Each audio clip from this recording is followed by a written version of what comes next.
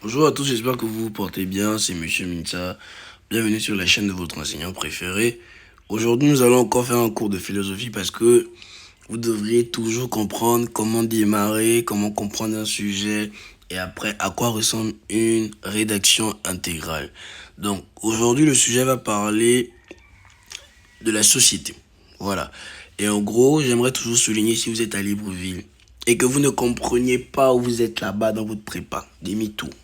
Il y a un seul numéro là. Écrivez-nous, on va trouver une solution. Donc, il y a des éléments à respecter. Vous savez, une introduction, un développement et une conclusion. On répète les mêmes choses, mais la répétition est la plus belle des sciences.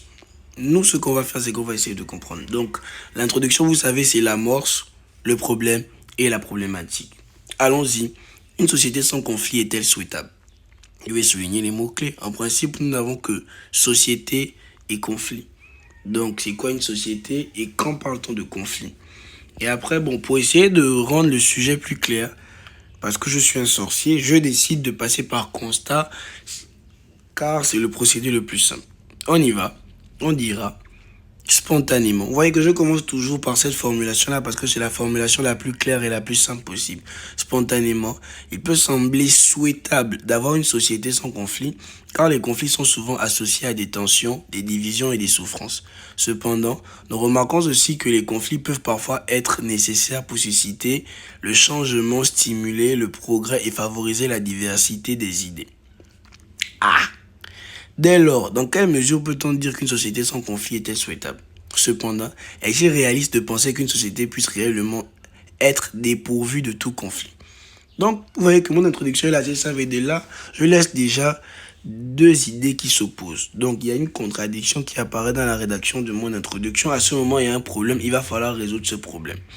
Passons au développement. Dans la première partie, je vais devoir d'abord montrer que une société sans conflit est réellement souhaitable. Voilà, normalement. Donc, allons-y. On peut affirmer que l'absence de conflit dans une société est souhaitable dans la mesure où cela favorise la stabilité et la cohésion sociale.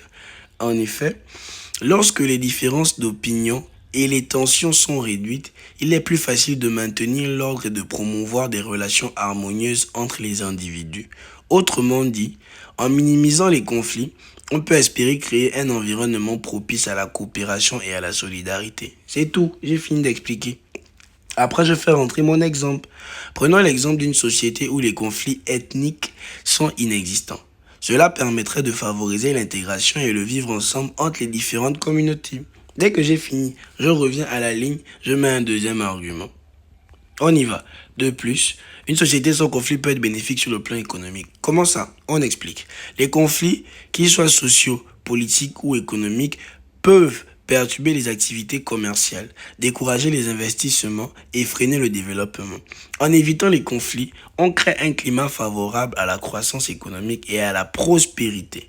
Par exemple, dans un contexte où les relations de travail sont harmonieuses et les négociations salariales se déroulent sans heurts, les entreprises peuvent se concentrer sur leur productivité et leur compétitivité.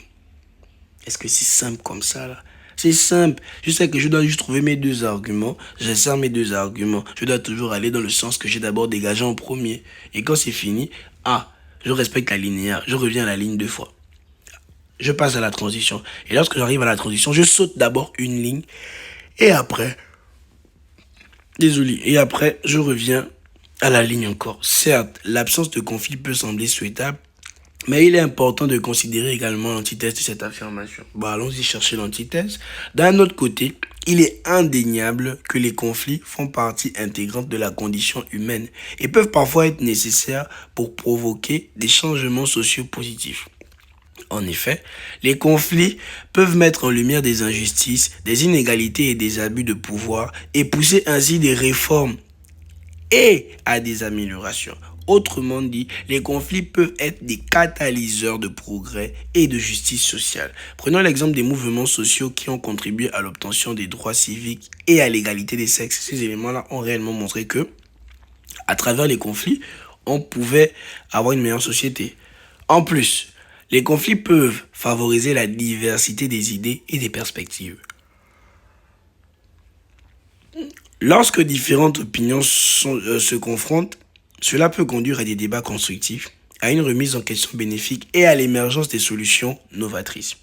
Par exemple, dans le domaine de la recherche scientifique, les désaccords et les controverses peuvent conduire à des avancées et à des nouvelles découvertes. C'est-à-dire que lorsqu'on ne s'entend pas, on va chercher des solutions. Mais lorsqu'on va trouver des solutions là, c'est parce qu'au départ, on ne s'est pas d'abord entendu. Il y a eu des conflits idéologiques, voilà, genre des conflits, des désaccords scientifiques. C'est si clair que cela. Conclusion. En somme, il était question de la souhaitabilité. Donc la conclusion, je rappelle d'abord de quoi il était question. Il était question de la souhaitabilité d'une société sans conflit. L'analyse qui a été faite a permis de démontrer dans un premier temps que l'absence de conflit peut favoriser la stabilité sociale, la cohésion et le développement économique. Cependant, il a également été souligné que les conflits peuvent être nécessaires pour susciter des changements positifs et encourager la diversité des idées. Maintenant, j'ai fini de résumer, je prends position. Bon, on va rendre ça court. En ce qui nous concerne, il est important de retenir que la gestion constructive des conflits, en favorisant le dialogue, la médiation et le respect mutuel, peut être plus souhaitable que l'élimination totale des conflits. Ainsi, une société qui apprend à gérer les conflits de manière pacifique et productive peut aspirer à un équilibre entre stabilité et progrès. J'ai pris position. Et mon sujet, il est résolu. Donc, s'il y a des questions, posez les questions en commentaire. Ça, c'est un sujet qui peut venir au baccalauréat. Ah oui, c'est un sujet qui peut venir au baccalauréat. Donc, regardons encore la vidéo pour mieux comprendre de quoi il était réellement question. Je vous remercie.